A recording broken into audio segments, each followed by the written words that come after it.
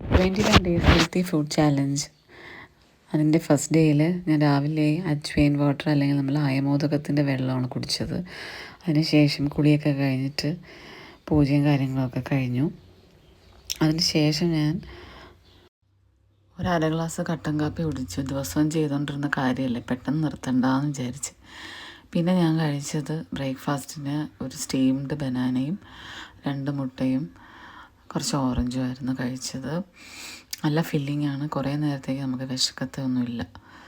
പിന്നെ ഞാൻ ഉച്ചയ്ക്ക് ചോറാണ് കഴിച്ചത്.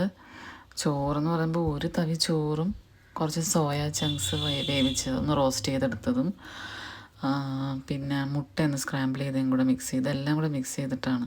പിന്നെ ചീരത്തോരൻ ഉണ്ടായിരുന്നു, സാലഡ് ഉണ്ടായിരുന്നു, 1 കപ്പ് തൈര്. അത് കമ്പൽസറി ആയിട്ട് ഞാൻ കഴിക്കും.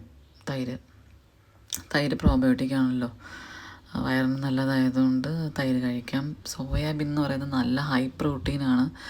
പിന്നെ ചിക്കനും മീനും ഒന്നും കഴിക്കാത്തവർക്കാണെങ്കിൽ ഒരു പ്രോട്ടീനായിട്ട് സോയയെ നമുക്ക് കണക്കാക്കാം.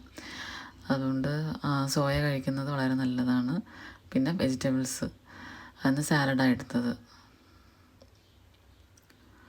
പിന്നെ വൈകുന്നേരം ഒരു കപ്പലണ്ടി അല്ലെങ്കിൽ പീനട്ട്, പിന്നെ ഒരു ഗ്ലാസ് കട്ടൻ കാപ്പിയും. പിന്നെ രാത്രി ഡിന്നറായിട്ട് ഞാൻ ഇത്ര ലേറ്റായിട്ടാണ് കഴിച്ചത്. 8 മണിയൊക്കെ ആയി കഴിച്ചപ്പോൾ. 1 കപ്പ് തൈരും 1 ചിക്കൻ്റെ പീസും സാലഡും. ത്രൂ ഔട്ട് ഹൈഡ്രേറ്റഡ് ആയിരിക്കാൻ നോക്കുന്നുണ്ടായിരുന്നു. ഇത്രയേ ഉള്ളൂ ഇന്നത്തെ എൻ്റെ ഈറ്റിംഗ് വിൻഡോ. എല്ലാവരും ഇഷ്ടമായെന്ന് വിചാരിക്കുന്നു.